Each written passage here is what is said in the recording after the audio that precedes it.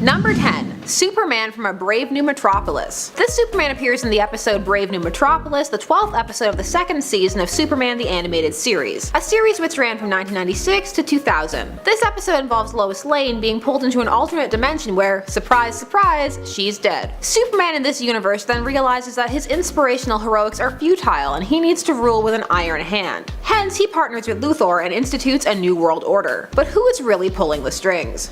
Luthor is, of course he is, like what kind of This is pretty standard fare for an alternate Superman, and he's not even that corrupted, and is easily swayed by Lois to try and do the right thing again. A cute interlude of an episode, but nothing full of too much depth. Another that seems to have more depth than it actually does in at number 9, African American Superman from Earth 23. Superhero by day and night, and also President of the United States by day and night, President Calvin Ellis was writer Grant Morrison's homage to President Barack Obama. Earth 23 is home to many interracial and ethnic superheroes. However, other than race and an extremely prominent alter ego, there's not really much difference between the characters. Really, unless their ethnicity is key to their origin or character, it doesn't matter what race a character is. Still, he's got a cool character design and it's always nice to see more representation, but it would be nicer to see it in newly created heroes with their own fleshed out backstories. Someone like our number 8, Subject 1 from the Flashpoint timeline. Flashpoint was a 2011 crossover event wherein the Flash, Barry Allen, went back in time to attempt to save his mother from being murdered by the Reverse Flash. However, in the process he damages the timeline in ways he cannot imagine. One change he causes is that Kal-El's rocket crashes in Metropolis's core, killing several people,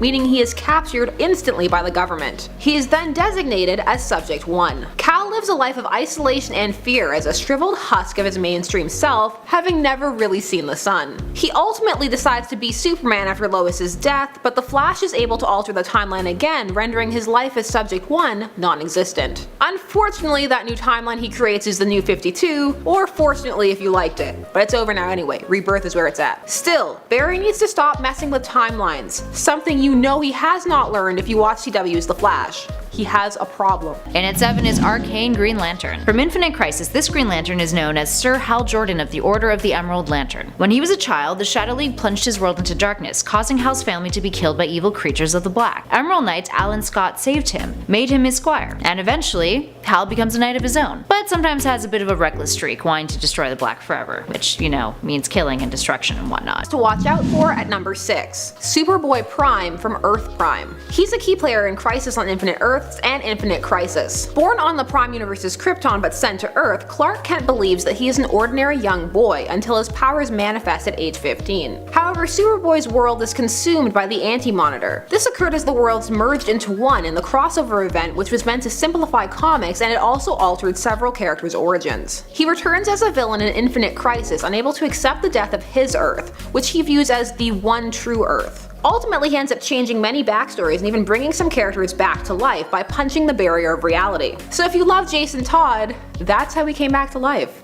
Superboy Prime punched a wall. He has since become a villain, driven insane by his rage and inability to accept that he now exists like many heroes in the DC universe outside of any home dimension. Someone who's perfectly at home in their world. Number 5. Franken Batman. In this version of Batman from the 1994 Elseworlds story, Bruce Wayne is a scientist who attempts to bring his father back to life after he's murdered in a highway robbery. To do this, Bruce combines his father's brain with the DNA of a bat to create an undead man-bat version of his father, similar to Frankenstein's monster. The recently returned Thomas Wayne uses his new bat powers to get vengeance on the robbers who killed him. As he seems to become more animalistic and uncontrollable, Bruce chases after him, only to find that the Batman was trying to show him that the robbers had been working for Thomas's rival, Dr. Seltsam, who ordered Thomas's death because Thomas disapproved of Seltsam's methods. And the Batman ends up saving the day and his son by sacrificing himself. With appearances from the hunchbacked Alfredo and Bürgermeister Gordon, this was a pretty cool version of Batman.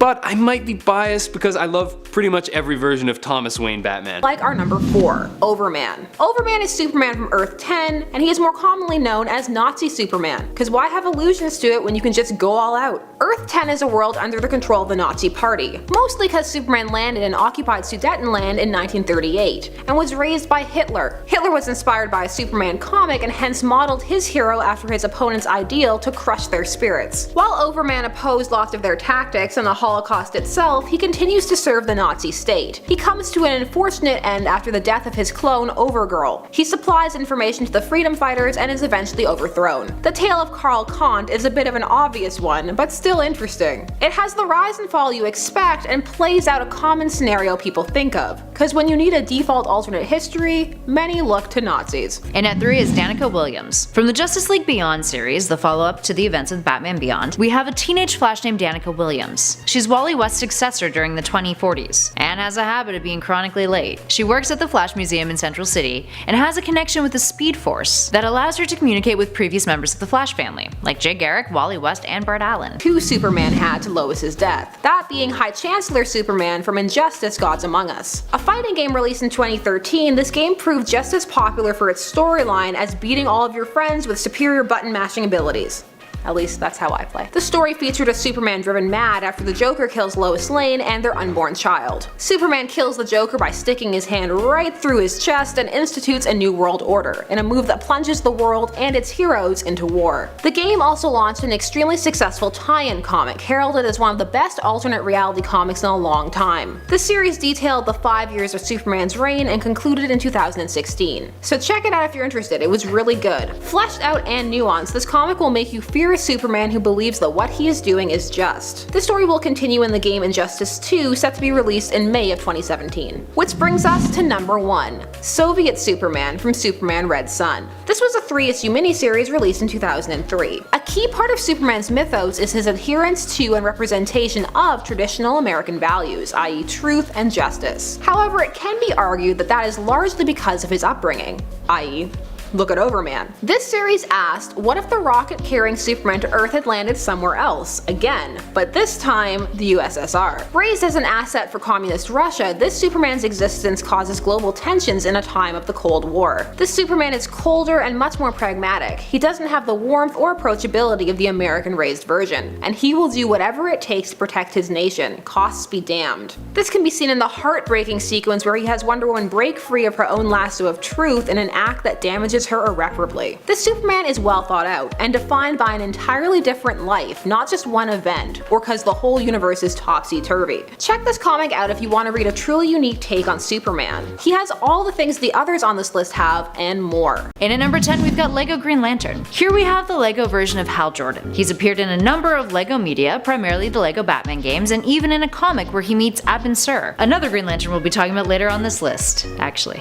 Anyway, LEGO Hal makes an appearance in the LEGO movie, and is a master builder, and partakes in a running gag where he thinks he's good friends with Superman, but the Man of Steel finds him annoying. Oh, poor Hal. And at number 9 we've got Hal Jordan III. Here we have the grandson of the original Hal Jordan, who appears in the Batman Beyond world, and is a Green Lantern of Earth 12. There are only 7 Green Lanterns in this universe, and he protects the Milky Way galaxy, which he says protecting was like a family tradition. Oh. During a battle with Monarch, he loses his left hand, but makes a prosthetic one with his ring. And at number 8 is ABIN of Earth 1098. So this one might be a tad of a stretch as an alternate, since he does appear in many other universes as Hal's predecessor, but this one is from a different Earth, so bear with me guys. From Earth 1098 we have ABIN, who was Hal Jordan's predecessor. Earth 1098 is an alternate universe where Supergirl and Batgirl are their prime protectors, FYI. Before ABIN had died, he had quite the history. He teamed up with an ancestor of Hal's to fight an alien named Traitor in the American Old West. He also teamed up with Starman and Bulletman during World War II to fight another alien under the control of Mr. Mind, and at one point he has to retrieve Earth's most infamous gangster, Al Magone, whose evil brought him to the Guardians' attention. Also, fun fact, he's modeled after Yul Brynner. Don't know who that is? Y'all should probably Google that. Next up, number 7, Justice Lord Superman from Justice League Unlimited: A Better World. This was an alternate universe to the DCEU Justice League. This emerges in a world where Lex is elected president and kills the alternate Flash. Superman is moved into action when Luthor taunts him and says no matter how many times he sends him to jail, he will always find a way to seize power. So Superman promptly kills him with his heat vision, discovering that he likes this new brand of power. Seeing him turn discourages the other heroes who reluctantly rally behind him. This episode is interesting not just because it's rare to see a genuinely power-hungry Superman, but also because it has lasting repercussions on the other dimensions. Seeing an evil Superman spurs the mainstream world, pushing Amanda Waller into action and making the world actively fearful of Superman. It really highlights the importance of Superman's image and how easy it is to slip from hero to villain. Someone else. And at 6 we have Atomic Green Lantern. Another Infinite Infinite Crisis Green Lantern, this version of Hal was almost killed when he tried to save others in a nuclear firestorm. His ring stopped working while he was keeping tons and tons of rubble afloat, crushing him. He woke in a hospital realizing that his right arm had been severely crushed and amputated. And his ring? It was crushed into his chest, and could not be removed without harming his heart. This made him pretty depressed, but he was visited by a mysterious man who tells him of a nuclear isotope that would repower his ring, but unfortunately it had consequences. His constructs lacked the definition they once had, and the radiation threatens to kill him. But hey, at least it looks pretty badass. Silver lining. And at number 5 we have the Nazi Speedster. The Flash of Earth 10, Nazi Speedster is what the Flash would have been if Germany and Hitler had won World War II. Part of the JL Axis, Hitler chose Flash and his teammates himself, handpicked to be part of the group. He's unnamed, but has a costume similar to the Reverse Flash,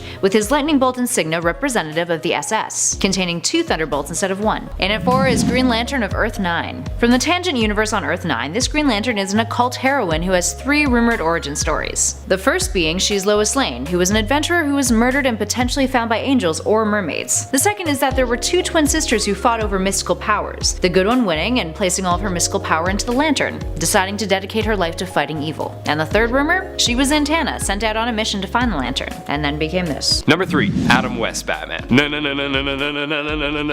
Batman! We all know this Batman, the star of the TV show and classic Batman film. Adam West took Batman in a whole new direction, making the character overtly campy to fit the campy dialogue. It was a really genius decision that basically saved the show. With a plethora of ridiculous gadgets like the infamous shark repellent and horrendously cheesy dialogue and jokes, the Adam West Batman is, in my opinion, the driest and funniest version of Batman to date. If you want to learn more about it, check out the Adam West documentary on Netflix starring Adam West. It was really cool and opened my eyes to a lot of what went on behind the scenes. And number 2 is the Amalgam Comics Iron Lantern. From the Amalgam Comics we have the Iron Lantern, aka Harold Stark. A millionaire and founder of Stark Aircraft, when his flight simulator malfunctions and takes off towards a crashed alien spacecraft, he gets metal stuck in his chest. He then discovers a dying alien, and Stark designs a suit of armor based off the alien tech that he finds, powering it with a battery that he found in the wreckage that kinda looked like a lantern. And finally at number 1 we have Harold Jordan of Earth 3. Ever wonder what Hal would be like if he was a bad guy? Well, meet Harold Jordan of Earth 3, aka the supervillain named Power Ring. Initially a cowardly man working as a janitor for Ferris Aircraft, he gets his ring of Volthoom from a dying ABIN sewer, and his ring has a tendency to bully him, to the point where he tried to get Deathstorm to help him remove the ring, but Deathstorm's just like, nah, you're being a baby about it, dude. But no worries, cause Sinestro does rip off his arm before he dies, so Harold's last moments have some peace in them, I guess. Number 10, Kingdom Come Batman. The Batman from Earth 22 is one of the most dependent on technology, as his advanced age causes him to fuse himself with a robotic exoskeleton to maintain his strength and agility. In this universe, after Superman retired, Batman's secret identity became public knowledge, leading Bane and Two-Face to blow up Wayne Manor. Continuing in the safety of the Batcave, Bruce continues to make the world a better place, building robots to protect Gotham. He also continues building equipment for other heroes using companies he still owns. After a big battle against Lex Luthor's legions, Batman eventually takes a step back from heroics and focuses on training younger heroes, but remains a total badass for the rest of his days. This Batman was super cool. I love me an old Bruce, and his technology is awesome. While Earth 22 isn't the craziest version of Earth, it's really interesting and among the best written in my opinion. Give it a shot. Number 9, Lil Batman. Lil Batman is the most adorable version of Batman ever. First appearing in Batman Annual number 27, he lives in Lil Gotham with the other super cute heroes and villains. This was kind of a weird thing that comics did sometimes, where they just took all the characters and made them little and cute. I remember Archie did it all the time, but I was surprised to learn that Batman did it too. The weirdest thing is that this came out in 2009, when the whole Lil fad had more or less died out. While the Lil Gotham stories don't have quite the oomph of other stories, and the Batman is far from the coolest version, it's pretty funny to read and the characters look seriously adorable. Especially Robin, who kinda looks like Calvin from Calvin and Hobbes. Number 8, Bat Ninja. In a somewhat less known Elseworld story, Batman is reimagined as a ninja master, training his apprentice Robin. While this comic is actually Robin, Annual number 3, following the adventures of the ninja apprentice, Batman is pretty sick in this version. Taking place in feudal Japan, we see Bat Ninja sworn to protect the House Hideyoshi and his student Tengu, or Ninja Robin. Knowing that he was going to be attacked, Bat Ninja sends his student away before being assaulted by a number of heavily armored ninjas. Bat Ninja kills all but 2 before his wounds overcome him. While this was an extremely short-lived version of Batman, it was super cool to see him basically playing a wise master who sacrifices himself for honor, and it sets up one of Robin's most interesting storylines. And it's At 7, we've got Speed Freak. First appearing in Animal Man number 23 in 1990, this Flash is from Dreamworld, and was part of the Love Syndicate of Dreamworld, which was sort of like their version of the Justice League. She worked alongside Sunshine Superman and Magical Lantern. A fairly undeveloped character that mainly stayed in the background during the Crisis on Infinite Earths, Speed Freak and her counterparts were hippie-inspired and coated with drug references. And their Dreamworld was one of the invented worlds hidden inside Psycho Pirate's Medusa mask. Number 6. AZRAEL Batman. Jean-Paul Valley first appeared in the 1992 series Batman Sword of AZRAEL, and took on the mantle of Batman in the Nightfall, Night Quest, and Night's End story arcs. When Valley's father dies, his brainwashing from the system kicks in, and he takes on the mantle of AZRAEL, the assassin enforcer. When tracking the same person as Bruce,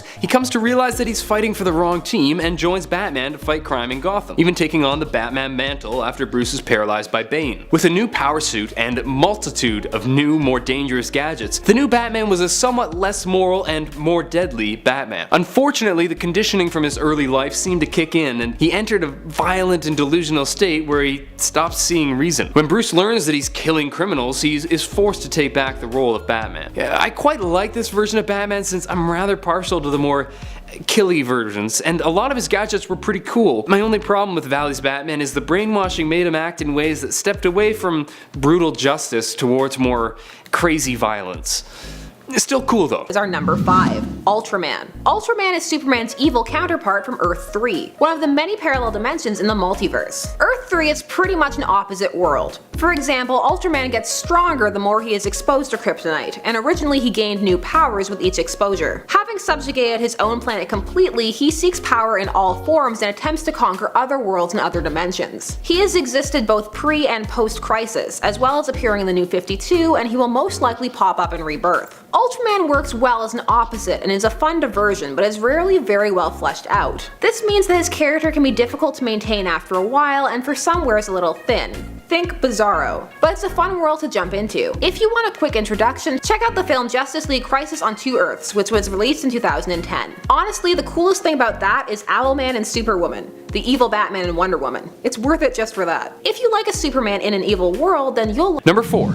Superman Batman. In Superman Speeding Bullets, the infant Kal-El's spaceship crashes in Gotham, and the boy is taken in by the Wayne family, and named Bruce. Following the death of his parents, Super Bruce incinerates their killer with his heat vision, and becomes an incredibly brutal and violent Batman, straight up destroying many of Gotham's villains. In this reality, Lex Luthor becomes Super Batman's Joker, leading a group of soldiers under the name the Independent Nation State of Jokerania. After Batman defeats Lex, he's convinced by Lois Lane to take a more moral path and stop, killing everyone, and becomes the Batman we know and love. This was a great read. You get to see both a powered up Batman and a super violent Batman, two things that are awesome to see. And at number 3 we have Bat Lantern of Earth 32. Bruce Wayne as a Green Lantern? Well, on Earth 32 you betcha he is. Bruce had tried to fight crime on his own terms, but after getting his butt kicked, ABIN approaches him and gives him a power ring, and so begins his real crime fighting career. He helps catch criminals in Gotham. He fought Sinestro on his first official mission, who then gets revenge on him by killing Commissioner Gordon. All throughout, Bruce goes back and forth between Gotham and his duties for the Guardians of the Universe, running into characters like Harvey Dent and Catwoman along the way. Number 2.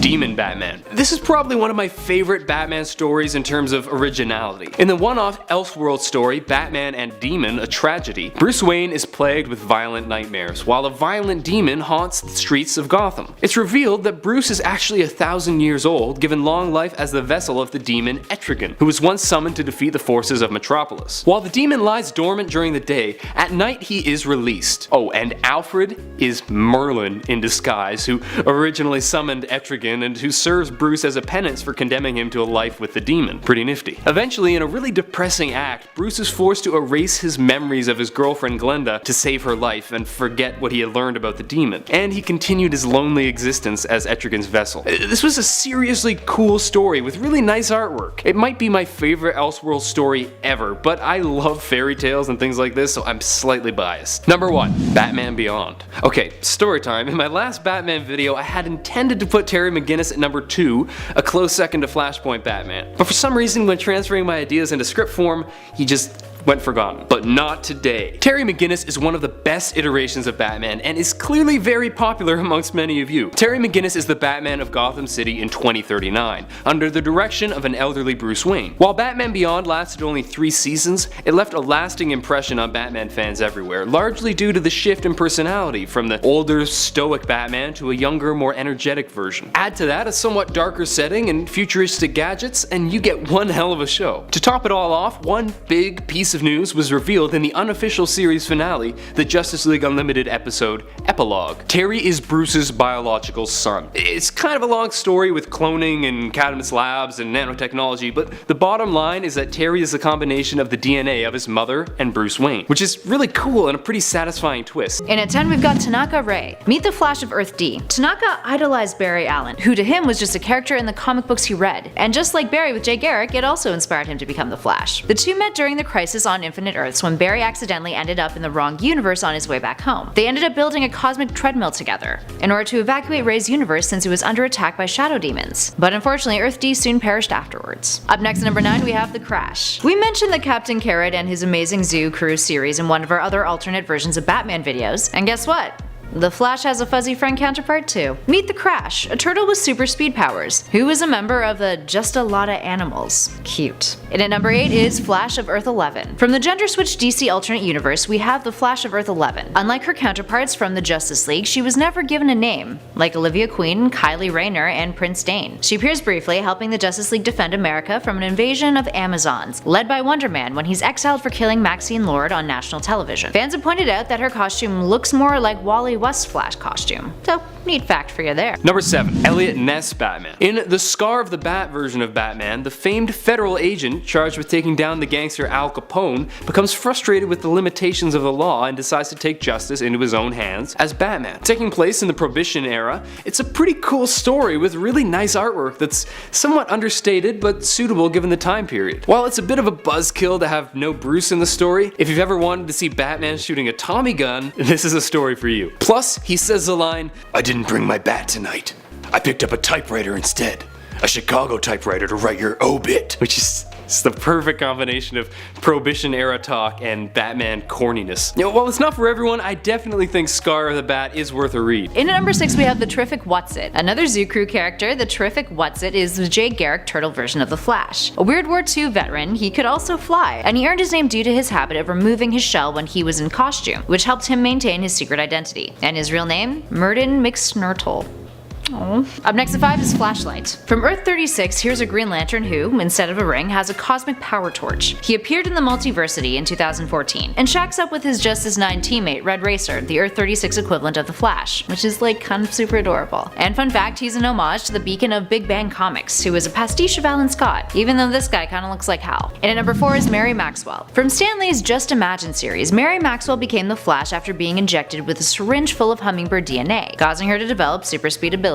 She was a college student who was obsessed with comics, whose father was a scientist secretly developing a genetic modification that allowed people to survive time travel. When her father is hunted down because of this, the two escape by boat into the sea. Mary falls overboard when they're being attacked, and in an attempt to save her life, her father injects her with the hummingbird DNA, but only planned to use a little, except when he's shot he gives her a full syringe's worth. Number 3. Superman from Kingdom Come. He first appeared in the Elseworld story Kingdom Come #1 in 1996. This is a disheartened and broken Superman at odds with the aesthetics and beliefs of the modern world. Well, the at-time modern world. The 90s. After Lois is killed by the Joker, Superman is devastated, but even more so when the Joker is killed by a new hero named Magog, who comes to represent a new generation of heroes who will kill for justice. Superman retreats feeling out of touch with the world, but is drawn back to take on these new anti-heroes and show them that old school values can still yield lasting results. Different from many alternate versions in that one sad event doesn't turn him into a killing machine, this Superman plays out the very real way that Superman's idealistic morals can chafe against a society overwhelmed by cynicism. It's a good story with great art that will make you want to hope again. Which is definitely not the reaction that our number 2. In at 2 is Leah Nielsen. This one's from the tangent universe of Earth 9, and she's not actually a speedster. Leah is the first child born in space who happens to be made up of light and is able to control it, which makes her capable of moving at the speed of light. And she's a bit of a celebrity. She has been since birth, with her parents being the first astronauts to go on the Jupiter mission. Once she learned how to control her abilities, she went under the alias of the Flash, and was constantly conflicted with whether or not she was a hero or a celebrity. celebrity. And finally, in our number 1 spot is Speed Demon number 1. From the Amalgam Comics, the series that blended Marvel and DC characters and their story arcs together,